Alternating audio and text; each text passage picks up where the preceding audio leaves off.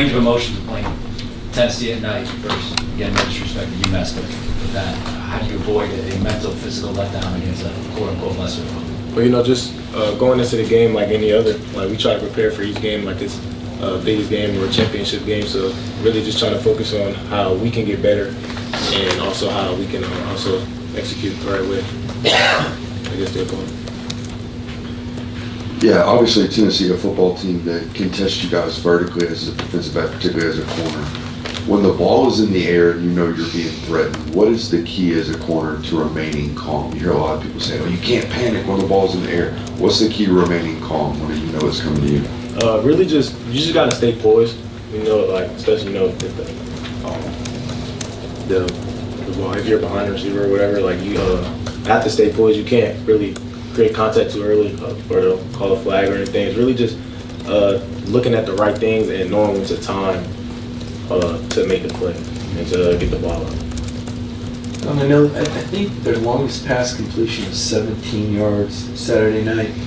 And there were times we'd see you guys playing off. Can you kind of explain how much of that is real versus bait when we see where you guys are lined up at the line of scrimmage? How much disguising is actually going on back there, and what does it say for your secondary that the longest pass completion of the night was 17 yards? Well, it's definitely a good thing. But we try to do a good job at disguising just so the quarterback doesn't know what covers we're in, so he doesn't know where to attack. So we try to give him different looks just to try to confuse him. Daylen, Coach Smart was talking about Daniel Harris and felt like he had really impressed lately in practice. What have you seen from Daniel in practice these last few weeks, and what did you think of the job he did against Tennessee? I did a real good job against Tennessee, but I've been seeing him day by day in practice just becoming a better player. Like he's getting better every day. Like you can see the development, so I'm real proud of him. Yeah, I'm sure you've matched up with him in practice. What have you seen out of Nitro Tuggle, especially in recent weeks, to see him sort of make those steps to where he was able to contribute on Saturday? Oh yeah, Nitro, he's a real good player. He really is a fun player to compete against. Just because he probably has one of the best releases. So that also helps me because I know what to look for and try to stay patient and like iron sharpening iron. Like he gets me better, I'm getting him better. And, it's just fun to go against him. And I see him, he's getting better. Just like I said earlier, everybody's getting better.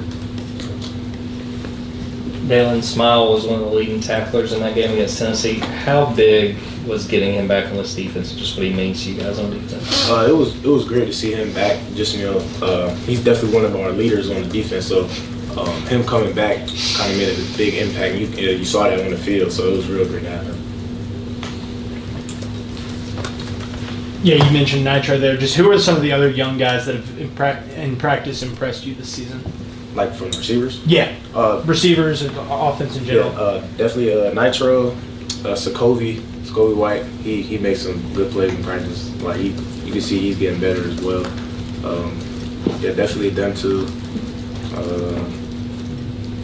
Those are the two I can think of right now. You guys have actually obviously played a brutal schedule this year. I mean, if you just look at strength of schedule, how much have you kept up with, the college football rankings and, how do you feel about where you guys sit with 2 weeks left in the season?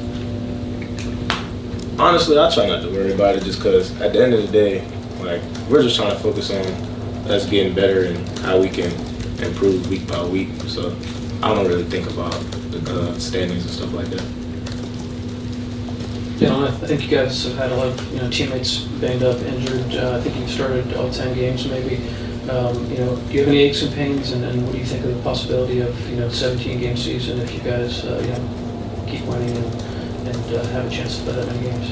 I mean, this deep into the season, everybody's gonna have aches and pains. So I mean, I can't really complain about that. I feel, for the most part, I feel fine. But playing a 17 game season, I mean, it's going to be a lot on the body, but you get to play more football, so I guess that's the fun part about it. So.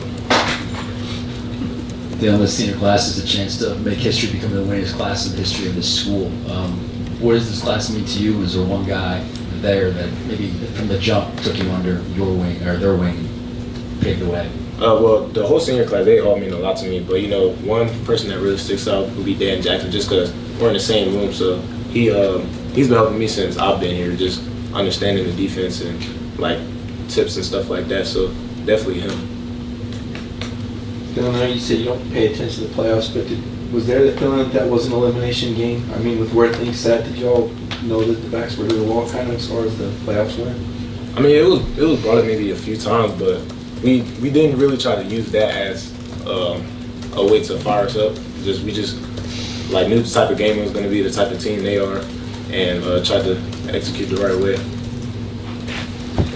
Daylen, what does Chaz bring to this defense? I think he's got 4.5 sacks or something over the last 3 or so games. Chaz is definitely one of the. He's definitely a leader of our defense. He's not really the most vocal guy, but like just seeing what he does, like even how he attacks like practice. Like you'll see him like even after practice, he's out there maybe an extra hour just doing extra stuff. Like people see it, and you know, he's the type of person he makes other people want to do it. So like he's definitely one of the bigger leaders in the team. Kirby talks to us often about trying to keep the team off an emotional roller coaster. You know, you kind of have a standard each week. He talks to us a lot about it, so I know he talks to y'all a lot about it. As kids your age, young men, how do y'all handle that? You know, you're dealing with school and life and, you know, a big home game and, you know, the tough road games. How do y'all handle this emotional roller coaster that Kirby is trying to, you know, keep on an even keel for you? Really just trying to stay on the same pace, like not really overthinking the stuff, like just going into each week just knowing like we just gotta work. Like try not to think of like the outside noise or anything. Like each week is the same for us. Like we just gonna go in and attack it. And like we have another for Daylen. All right, Daylen, thank you, sir.